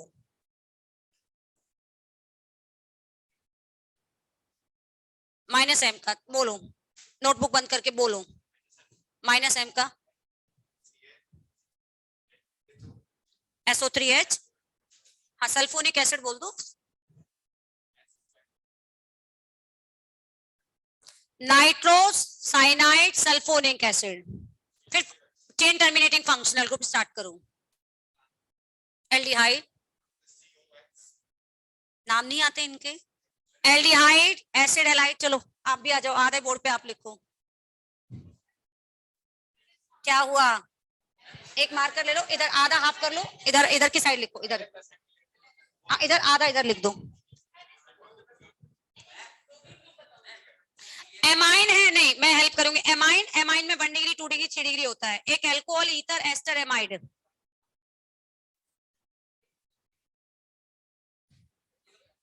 आपको लिखना है, उसकी हेल्प मैं कर रही हूं, आप अपनी नोटबुक में लिखो। एमाइन, एस्टर, ईथर, अल्कोहल और एक पीएच।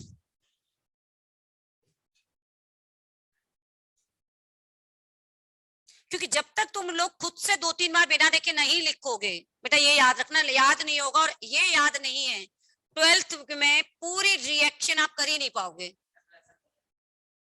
रिएक्शन। इसीलिए मैं थोड़ा टाइम देकर के इसको समझा रही हूँ, नहीं तो ये तो पढ़ा दिया, मेरी टेंशन थोड़े ना, याद करो अपने आप।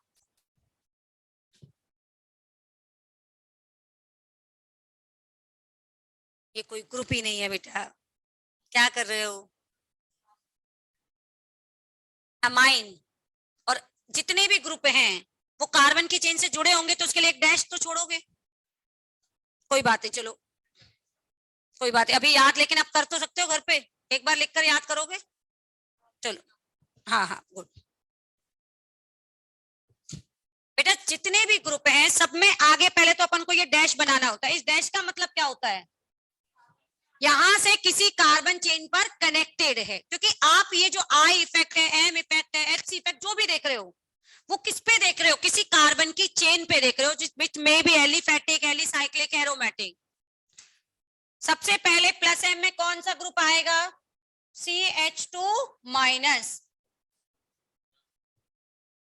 NO2 cyanide sulphonic acid, aldehyde, ketone, acid halide, anhydride, ester, acid amide. एक कीटोन छोड़ दिया, बाकी सारे सही हैं। ठीक है, यहाँ पे एल्डिहाइड, इनके नाम है बेटा नाइट्रो साइनाइड, ये कौन सा ग्रुप है, सल्फोनिक एसिड। इसके बाद एल्डिहाइड, फिर यहाँ पे कौन सा ग्रुप आया था, कीटोन, नाम से भी याद करो। ये कौन सा फंक्शनल ग्रुप है, एसिड हैलाइड। एसिड हैलाइड के बाद एनहाइड्राइड, एनहाइड्राइड के बाद एस्टर, एसिड एमाइड। ठीक है, समझ आया।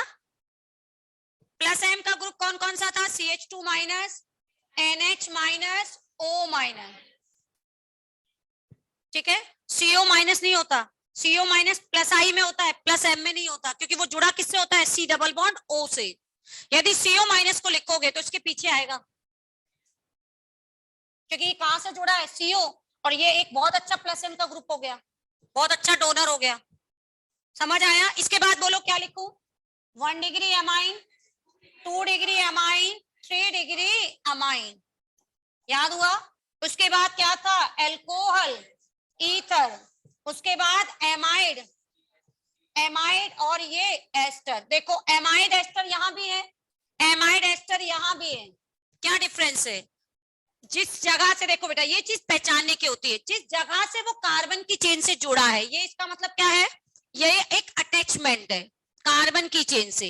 जहां से कार्बन की चेन से अटैच है उसके पास लोन पेयर है या नेगेटिव चार्ज है, 100% वो प्लस एम लगाएगा। क्योंकि लोन पेयर क्या मतलब, फुलफिल्ड, इलेक्ट्रॉन हमेशा फुलफिल्ड से ही हाफ फिल्ड या वैकेंट की तरफ मूव करेंगे। देखो हर एटम के पास लोन पेयर है। और इसके बाद लास्ट में कौन है, पीएच। और फिर एग्जाम्पल, वैसे तो रूल्स के थ्योरेटिकली FCl, BRI और NO भी कौन सा इफेक्ट लगाने चाहिए, प्लस एम, पर प्रैक्टिकली उनका डोमिनेटिंग इफेक्ट कौन सा होता है, माइनस आई। यदि पूछे क्या ये प्लस एम लगा सकते हैं तो यस लगा सकते हैं। क्लियर है ये पॉइंट, समझाया है। जब तक आप घर पे अपनी ब्लैंक पेज पे 2-2, 3-3 बार, एक चीज याद रखो, जब आप ये चीज याद रखना कि जब आप छोटे थे, बचपन में 3 और 4 ईयर के थे, जब आप ढंग से दुनिया के बारे में जानते नहीं थे, आपके टीचर ने आपको नोटबुक भर भर के अल्फाबेट लिखना सिखाया था। उस टाइम पे जानते भी नहीं थे कर्सिव राइटिंग क्या होती है, स्मॉल एबीसीडी, कैपिटल एबीसीडी, लेकिन फिर भी आप बच्चा लिख लेता है, उसका मीनिंग नहीं पता होता, लिखता है। कैसे? वो इतनी प्रैक्टिस करी होती है कि वो रट जाता है ना, पूरी साल, और वो अभी तक याद है, भूले नहीं है। सेम ऐसे ही ब्लैंक पेज पे कभी भी पढ़ने का मन नहीं कर रहा, ऐसे ही कई बार होता है ना, लिखो, जितना लिखोगे उतना याद हो जाएगा कंसेप्ट। और रैंडमली कभी भी आएगा तो आपको तरीका मैंने बता दिया कैसे इसको कंपेयर करते हैं। ठीक है, मैं एक्सपेक्ट करती हूँ कि नेक्स्ट क्लास में सभी बच्चे मुझे ऑर्डर सुना देंगे, बोलो हाँ या ना। और नेक्स्ट क्लास आएगी मेरी नेक्स्ट वीक में, तब तक खूब टाइम है।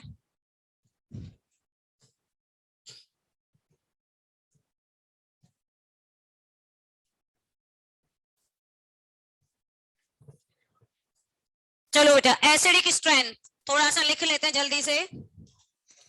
एसिडिक स्ट्रेंथ क्या होगी? To compare proton donation tendency known as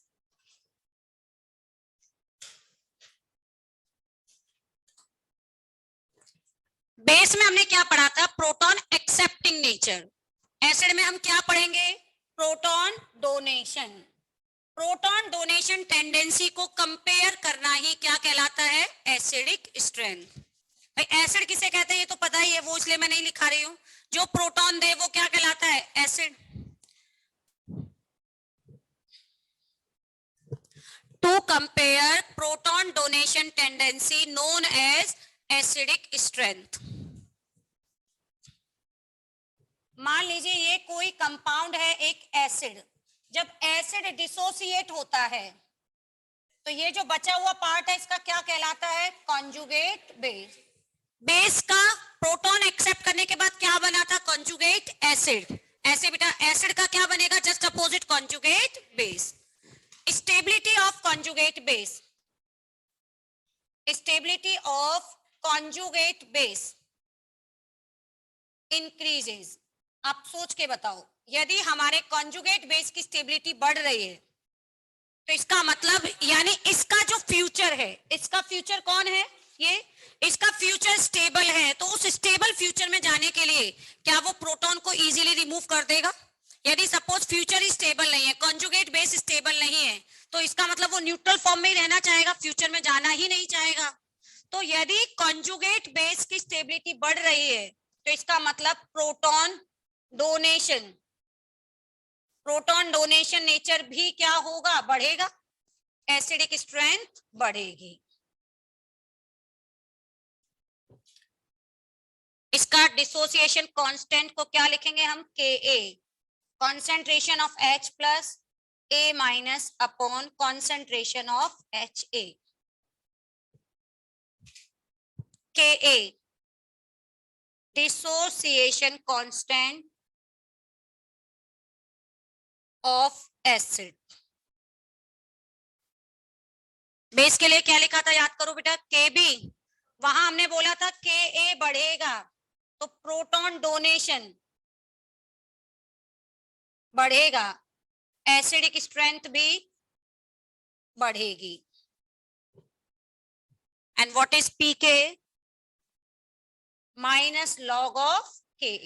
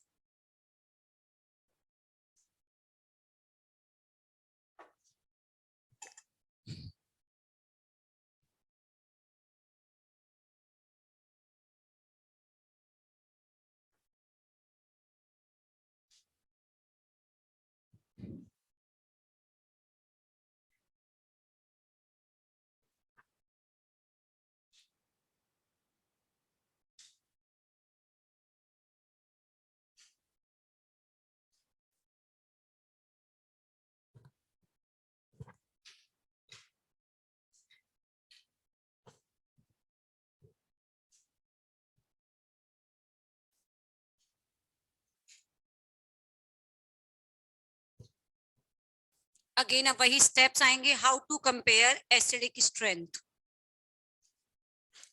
simple सी लाइन है, एसिड बेस का जस्ट क्या होगा, रिवर्स होगा, क्योंकि एसिड और बेस एक दूसरे के क्या होते हैं बेटा, opposite.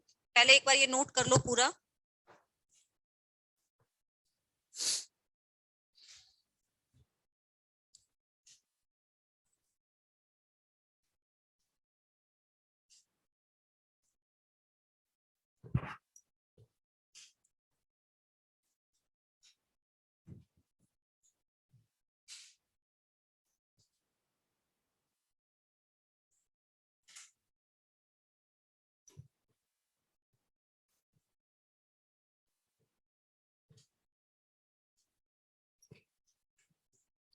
Now next heading, how to compare acidic strength.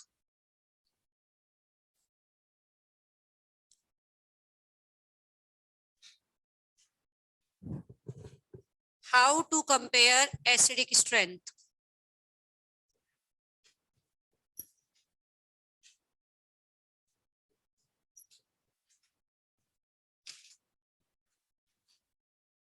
Base जब पढ़ा था उसका पहला स्टेप क्या लिखाया था, donating atom, electron donating atom को आइडेंटिफाई करो, और वो पीरियड का है या ग्रुप का है। सेम चीज यहाँ पे भी पहला स्टेप यही होगा, बस उसमें मैं थोड़ा सा करेक्शन करूंगी, सुनना पहले सभी। Identify proton donor atom. If that proton donor atom, what is the meaning of proton? H. Identify proton donor atom if that belong to period. On increasing electron negativity, acidic strength increases. If proton donor atom belongs to group, if that belongs to group, then on increasing size, acidic strength increases. यानी base का just मैंने क्या कर दिया, opposite. ठीक है, पहला step, identify proton donor atom. Identify proton donor atom if that belong to period. On increasing electron negativity, acidic strength also increases. If that proton donor atom belong to group,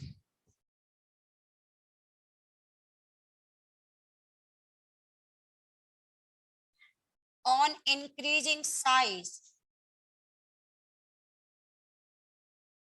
acidic strength increases. ये note कर लिया सभी ने?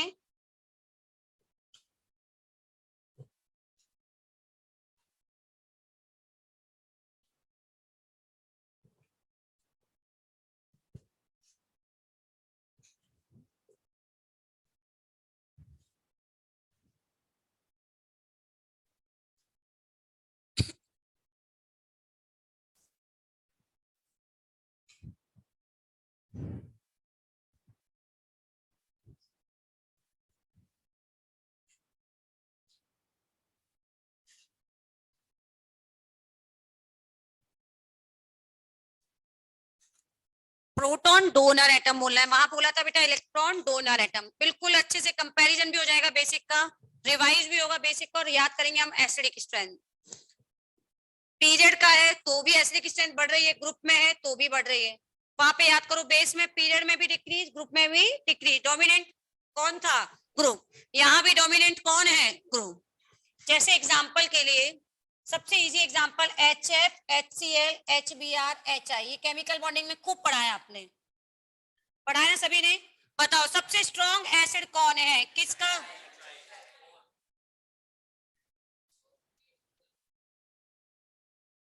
याद है, सभी ने खूब पढ़ा है, रीजन समझ आ गया। क्योंकि आयोडीन माइनस स्टेबल भी है, और हाइड्रोजन और आयोडीन के बीच जितना साइज का बड़ा होगा, हाइड्रोजन और आयोडीन के बीच जो ओवरलैपिंग होगी वो उतनी ही ज्यादा क्या हो जाएगी, इनइफेक्टिव, मतलब वो इफेक्टिव रहेगी नहीं, इजीली बॉन्ड टूट जाएगा।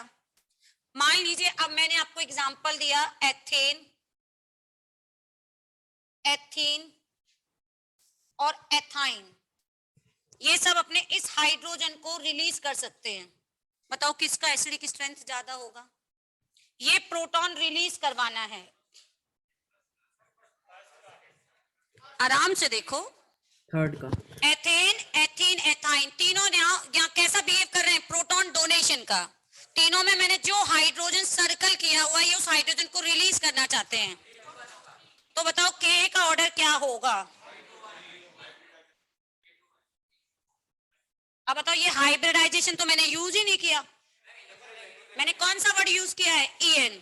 क्या याद करो, ऐसा सेम क्वेश्चन उसमें भी कराया था, वहां मैंने नेगेटिव चार्ज बना के दिया था। यहाँ प्रोटॉन है, ये कैसा है? sp3, sp2, और ये कैसा है? sp। याद रखो बेटा, हाइब्रिडाइजेशन किस पार्ट में आता है? हाइब्रिडाइजेशन एक तरह से इलेक्ट्रॉन नेगेटिविटी, और इलेक्ट्रॉन नेगेटिविटी या हाइब्रिडाइजेशन किसका पार्ट होता है? इंडक्टिव इफेक्ट का। CH4, ammonia, water, HF। Methane में, अमोनिया में, वाटर में, HF में प्रोटॉन डोनेशन टेंडेंसी। समझ आ रहा है कैसे? यहां बताओ प्रोटॉन कौन देगा? हमेशा कंपेयर जब करते हैं एक बार में एक ही प्रोटॉन, ठीक है? ये कितना प्रोटॉन कौन दे रहा है? कार्बन से निकल रहा है। यहाँ प्रोटॉन किससे निकल रहा है? नाइट्रोजन। यहाँ proton fluorine. Carbon, nitrogen, oxygen, fluorine किसके एलिमेंट हैं? पीरियड। बताओ के का ऑर्डर क्या हो गया?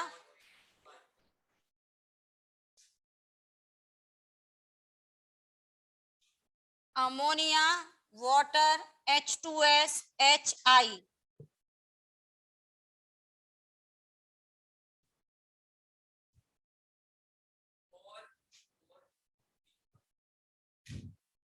देखो, लिखो।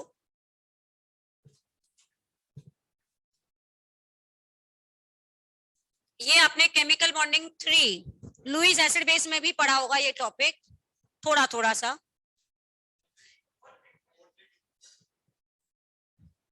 आराम से लिख लो, तो लिखो अपने अपनी नोटबुक में ये एग्जाम्पल भी।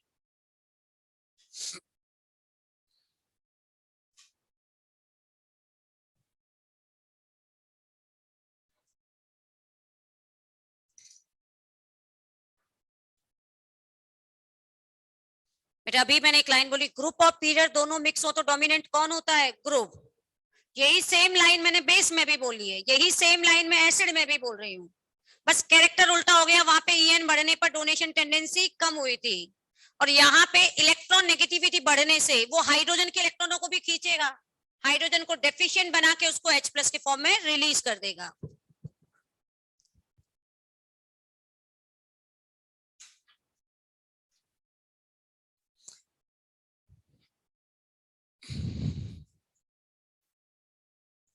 एक बच्चे ने पूछा है मैम इसका रीजन क्या है कि यही डाउन द ग्रुप और पीरियड में कैसा क्यों हो रहा है?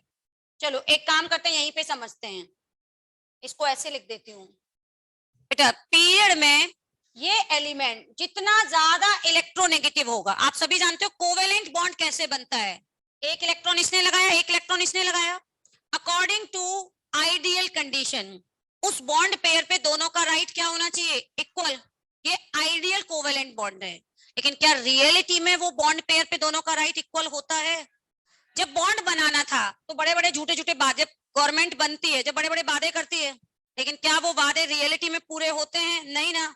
सेम कोवेलेंट बॉन्ड गवर्नमेंट के जैसा है। बॉन्ड बनाना था तो बेचारे फ्लोरीन ने हाइड्रोजन को बहला फुसला के उसके साथ शेयरिंग करवा ली। अब लगा तो दिया इलेक्ट्रॉन, लेकिन फ्लोरीन मोर इलेक्ट्रोनेगेटिव एटम है, धीरे धीरे धीरे मिडिल में से इलेक्ट्रॉनों को खींचता गया, हाइड्रोजन को क्या बना दिया? डेफिशिएंट।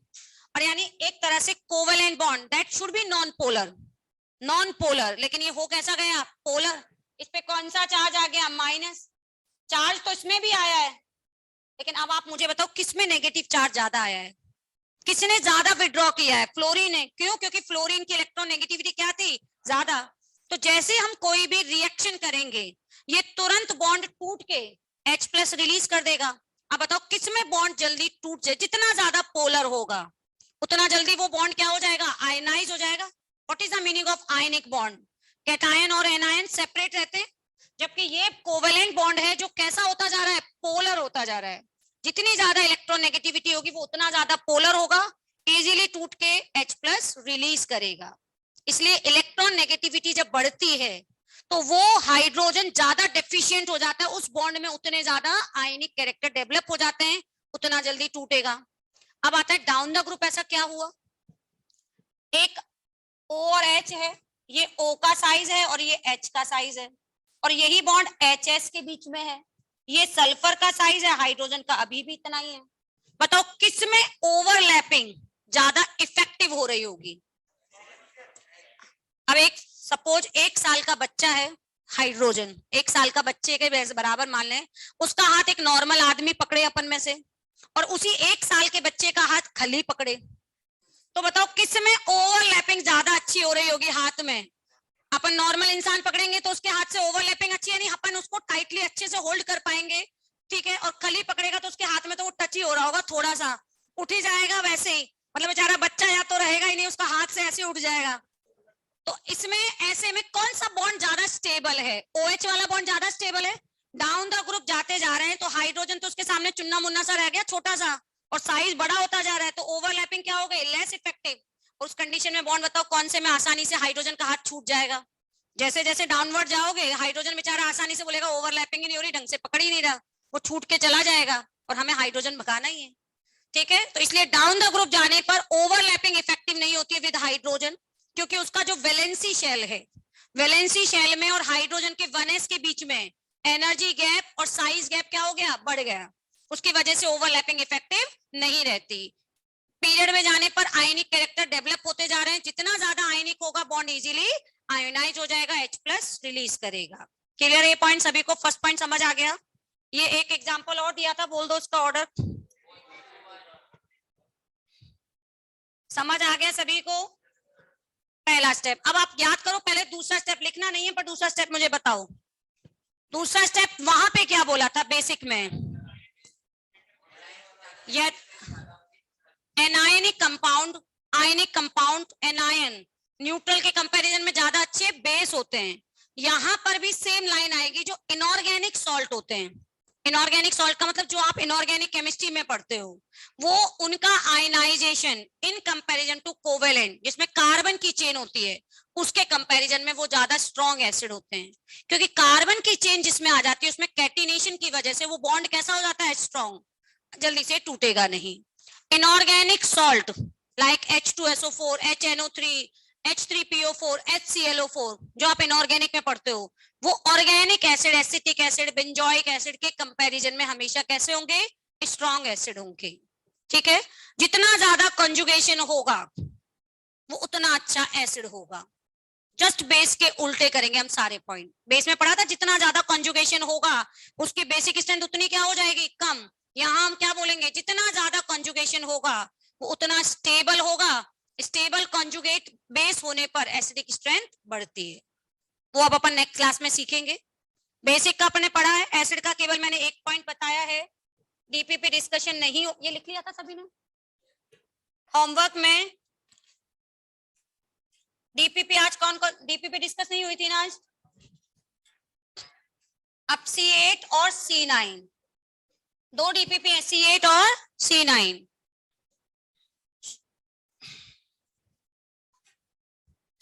एसिडिक स्ट्रेंथ का पढ़ के देखिएगा अभी, ठीक है, आपकी जो शीट मिली है उसकी थ्योरी से खुद से पढ़ के देखना, सारे स्टेप बेस के जस्ट क्या होंगे, अपोजिट, तो करके देखिएगा, नेक्स्ट क्लास में पढ़ेंगे। क्या बेटा, 1 से 6 भी नहीं हुई हैं, उनको भी करा दूंगी, ठीक है। डीपीपी C8 C9 से पहले वाली भी कर लीजिएगा, क्योंकि आपकी नहीं हुई है तो एक साथ उनको फिर डिस्कस कर लेंगे। ओके बच्चों, गुड नाइट।